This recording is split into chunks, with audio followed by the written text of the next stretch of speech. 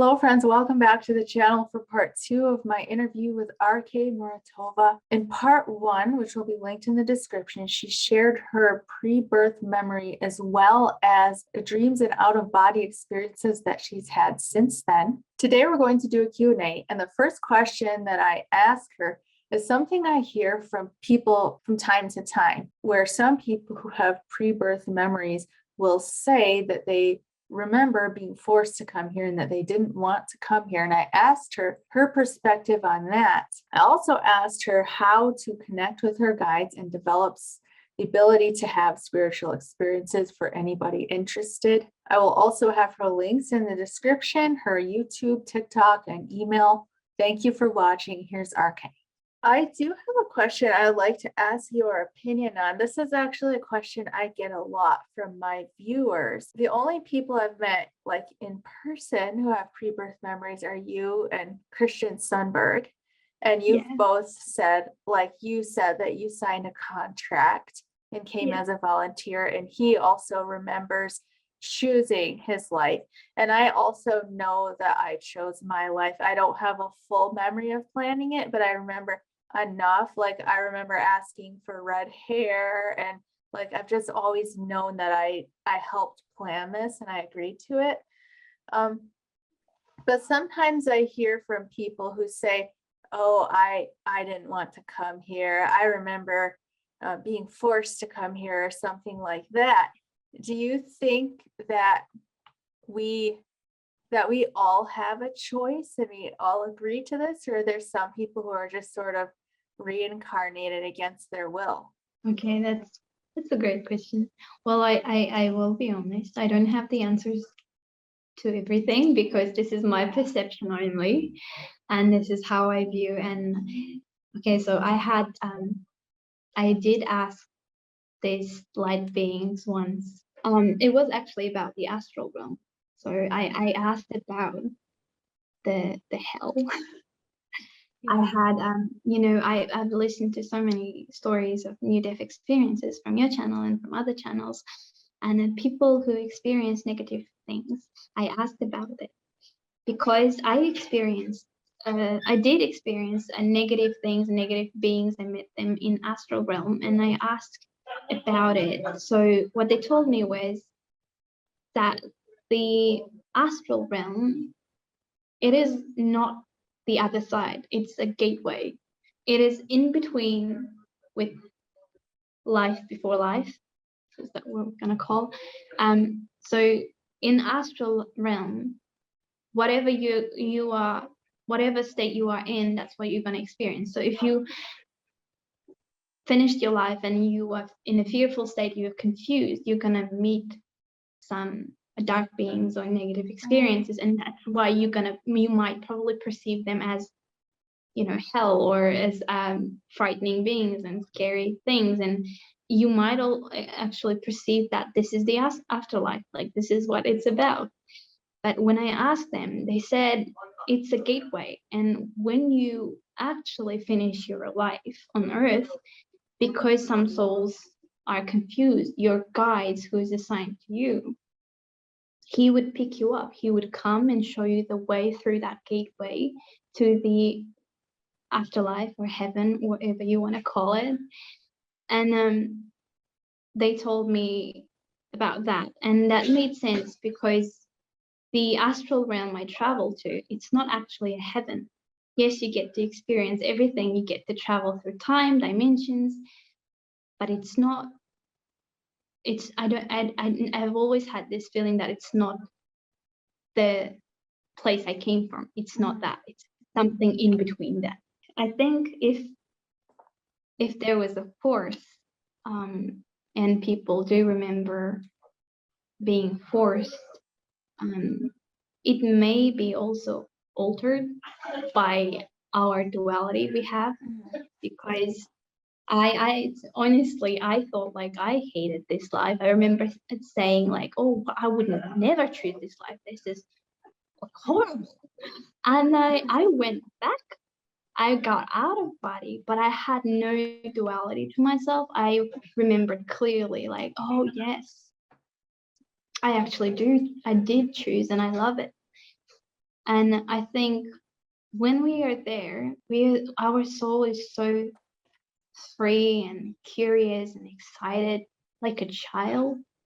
We are very much like a child, and very loving, very compassionate.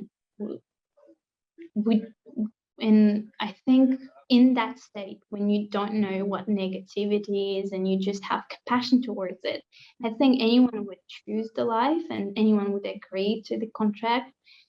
And that might be the case, yes. Or it might be that your human consciousness, your human mind and human experience just altered the memories and said, oh, I was forced and I didn't like it, and I don't like it and I want to go back. But eventually everyone's going to go back. Eventually everyone's going to go back to non-duality, and you won't have the feelings that you have on earth right now. You won't say anything like, oh, it was horrible, it was this and that, because from my own experience, I was so excited. I said, wow, I loved it. I would do it all over again, even though it was a horrible experience. Even though it was challenging, I said something like, I would do it all over again. That was so fun.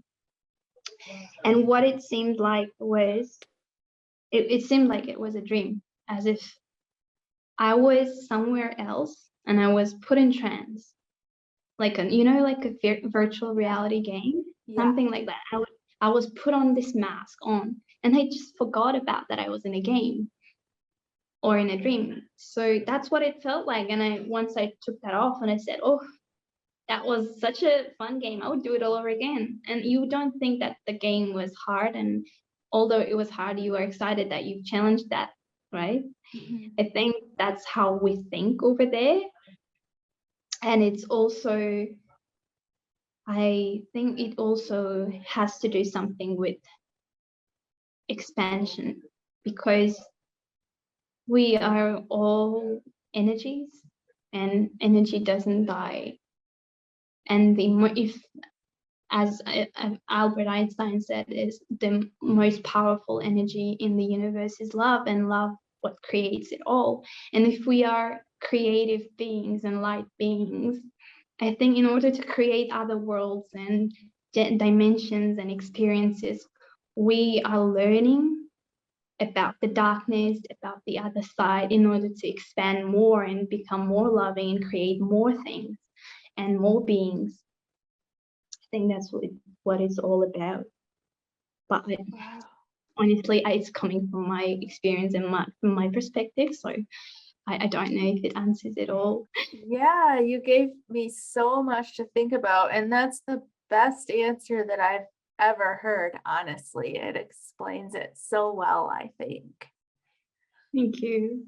So if somebody who has never connected with their guides or never astral projected or had any type of supernatural experience like that, and they wanted to, what do you think is the best way for them maybe to connect with their guides? Oh yeah. I get this. Thank you for asking this. I get this ever since I did the show with Lee. I get these emails from people like, how can I connect? I don't have any of those abilities. I am not like you, blah, blah, blah. I am grateful to those emails and kind words, but I'm not special. Like, I'm not special at all. Everyone is special. Everyone is a divine being, and everyone have the abilities to do those things I'm doing. And I share about how to astral travel and lucid dream, but I will share about this one as well. You can connect to your guides every day on a daily basis. I talk to them. I may seem like a crazy person from the outside, and when people look at me, but I usually say, good morning, how are you? How are you doing? Let's have a great day. Let me show how good it's gonna get today. Things like that. I talk to my guides and I say, well, I'm open to signs, any signs you want to send me. And if I have a question, I ask in the morning, one question a day, like, well, I have a question today. And if you have time and you think I'm ready, you can give me answers. I will stay open. I will accept any signs. And they send you signs. Sometimes you feel people, just strangers, walking up to you and saying something that you should hear. And it's a message. And you don't have to have a telepathic message. It will come to you. I think it will come to everybody. And yeah, they will send messages through people, through books. Sometimes you'll notice yourself being drawn to this certain book or certain word or certain number or something. Also, meditation helps. Clearing your mind helps. When your mind is quiet, that's when you can easily receive every message that is out there. I do this meditation, and I'll share this really quick.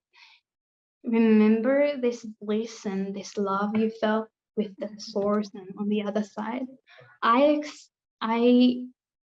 think we can all access to that, like on a daily basis, and it comes during the meditation. And it all starts with just opening your heart to everything. I start with gratitude, and I say start with gratitude towards little things, and then from little to bigger things. And I end up just being grateful to my guides, to my mom, to nature. And at some point, your whole body starts vibrating, and your entire body starts feeling the emotions of trees, wind, mountains, animals, people, and your guides as well, and your higher self, and the source. And you get filled with this enlightenment and this bliss and love, and you understand, oh, we are all connected. And whatever people might think, and they may not feel it, but we are always connected. We are always at home. Even now on earth, we're still at home. We have the connection, we have this support, we have this protection over us. And you can access that anytime, any day. It's all within you. It's already within you. You are, and I am, we are all are the creation of light and love. And when you vibrate on that frequency of love, you'll just recognize everything that's around you that's filled with love as well. And they will send back to you, and that's how you feel so much at home. And the earth won't be a burden or a hell-like school. It's actually a heaven-like school if you look at the other way. It's moving to become a heaven-like school. So yeah, you can connect daily through meditations, just having communication, just having conversations like, how are you doing? And they will send like feathers and coins and scents or people, books. But things to remember is they aren't those signs, they are not instructions, and it took me a while to get it. They're not instructions, but they're like tools, and they're like guidance, like, we are here, we're around you, you're on the right track, it's going really well. But they're not instructions. I remember just following the number or following the weather, a feather towards something, but I would ended up with nothing. So in the end, I think life on earth is a pathless path. It has no path. We weren't given directions, and there is no right or wrong. And in the end, you decide what's right or what's wrong for you, with guides or without guides. But they're always around, even if you don't hear them, even if you don't feel the connection, they still love you. And I think, first of all, just opening your heart to and acknowledging that you are loved, and yes, you are guided, will help you and help them to make the connection. But yeah, that's all I can say. I don't know. I share about a lot about it on my YouTube channel, on video, like in videos. I'll try to share more. But yeah, I think that's all I can say. It's interesting to me that your guides in your experience when you saw the craft and they told you about the old earth and the new earth, there's so many different spiritual teachers that talk about that. I don't know if you're familiar with Dolores Cannon, but I she do was, know. Yeah. yeah, she was the I, first one that where I heard the terms old earth and new earth. And then when she first started speaking about it, she was saying like it could go either way. We're at the tipping point here. And then before she passed, she said, we're definitely on track to the new earth. It's already happened. And she described it like something that's beyond our ability to like comprehend from a three-dimensional perspective, like they're somehow both existing at once. yeah. And the people who chose, like you said, there's no right or wrong or shame in it, but people who chose to stay on the old earth will experience the old earth, and people who chose to be on the new earth will experience the new earth. So it's all about like what we create within us. I'll just ask you one more question related to that. Yeah. Keep What going. I love it. what do you think is, and I know you asked them this and they like, what is the best thing that we can do? And they said, don't do, just be, right?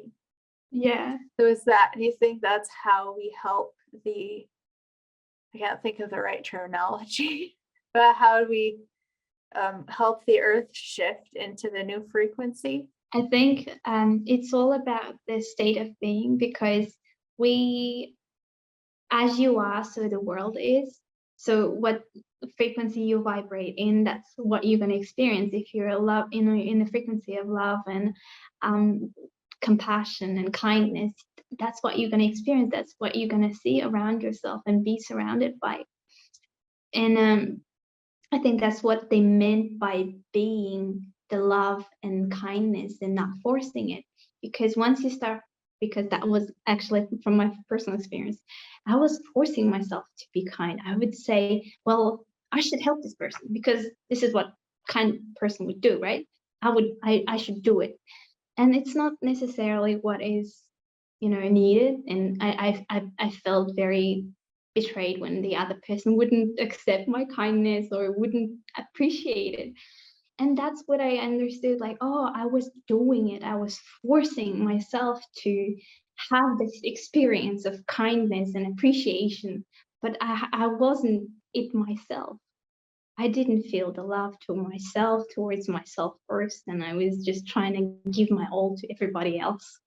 And I was getting burned out easily. So once I started feeling the love and kindness and compassion towards me and treating myself the best and thinking about how could I become better? How could I enjoy life better? How could I achieve this and this? And I started slowly getting happier and happier, and I started noticing how other people saw the changes and they would be interested. I see that you've changed so much. I want to talk to you. Like, what's happening?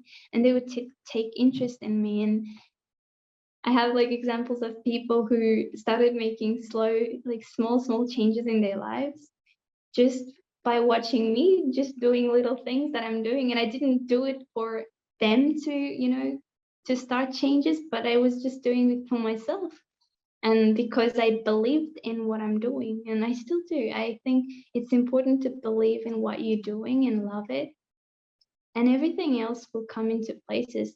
There will always be people who will see the light in you, who will notice the love in you, and they will be inspired to make changes in themselves. So I think in order to teach other people about courage and about being fearless, you have to show the example of being the fearless and courageous person. But not like you can't force someone else. No, you jump off the cliff, you're gonna become fearless. Jump off now. That's what I did. You can't force someone, right? Unless they inspired and they choose to do it and themselves. So I think that's what they meant, the vibration. You have to be in the vibration, not try to force it. Would you like to share with people where they can find you and what you're doing online? Honestly, yes. You can find me on my TikTok account. I'm mostly on my TikTok account. I I started, yes, actively posting on TikTok. It's Divine Insight, and Divine Insight on YouTube as well. I'm trying to be more active. I'm getting into this social media and new things. It's very, very new. I'm enjoying it. And I think it's amazing how we have these amazing opportunities now to be able to connect to any person around the world. And I'm connecting to you, although we are like on a different timeline and different continents. That's how amazing it is now. And everyone can contact to my email, which is mamrk7@gmail.com. And so far that is what I use to connect to people. Currently, I am just enjoying my life. Actually, I'm just doing what I like, what I love, and abilities that I have now. I am experimenting with them, like astral traveling and lucid dreaming, and with meditations, I've been discovering some cool meditation skills and how to connect with this and that. So, and teaching those who are around me about it. Learning about hypnotic therapies like past life regressions, because I think that's pretty useful, and I would love to be able to help other people this way. Yeah, so far that's what I'm doing. Just sharing content, and if it inspires people, and if someone resonates, and if they find answers to their questions, and I think that's all I need. I'm very grateful for it, and yeah, I don't know what future holds for me, but so far I'm just enjoying the moment now. Maybe in the future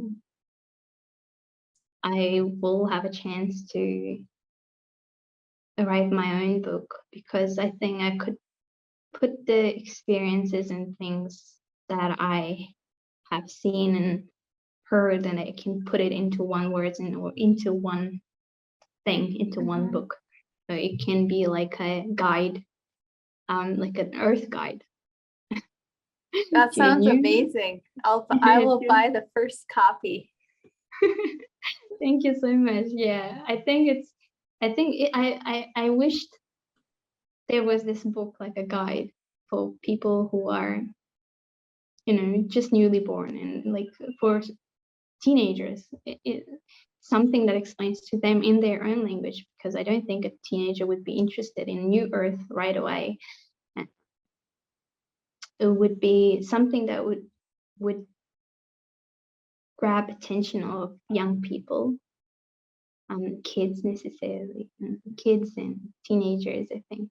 But yeah, so far that's what I'm doing. I'm writing songs, and I'm actually a songwriter, but I'm not actively recording anything, just singing to myself. I have this songbook, full songbook, just don't have, I don't know, I haven't had an opportunity to record anything yet, but yeah. Well, thank you so much for doing this. Is there any final words that you want to share before we go? I think I just wanted to say that everything is going to be okay. Whoever watches this, I think you should know that everything's gonna be okay, and everything you have been through up till now, or going through now, it's all temporarily, and it's all okay. Life isn't meant to be a straight line, or there is no finish line, and we weren't given the guide, no instructions at all. So it's a messy line like life, and it's okay. It goes up and down. You can take step back, you can go forward, and it's all okay. And just know it's a pathless path. There is no wrong or right, and whatever you make, whatever choice you make, you are not going to be judged, and the only person who judges you is you. So don't be hard on yourself. Accept yourself and forgive yourself. Have the compassion that no one ever had to you, and be the first person who loves you and supports you. Be the first one who be best friend for yourself, be a lover, be a supporter, be a father, mother figure, everything to yourself. And then you will open your heart towards everybody, and you'll notice how we're all the same. We're all the same. We want less suffering, more loving, more joy in our life. And the true joy and true happiness is found when you are at peace and more giving and not taking. Life isn't about taking or having more, it's about giving, sharing, and learning. So in the end, we're all learning. We came to learn, and there is no wrong lesson. There is no wrong lesson. So I think that's what I want people to know, that it's all okay. It's all right. You are loved, and on the other side, there is nothing like hell, or there is no judgment waiting for you. Yeah, that's my last message, and I hope this helps. Yes, thank you so much. This has been one of the best conversations I've ever had.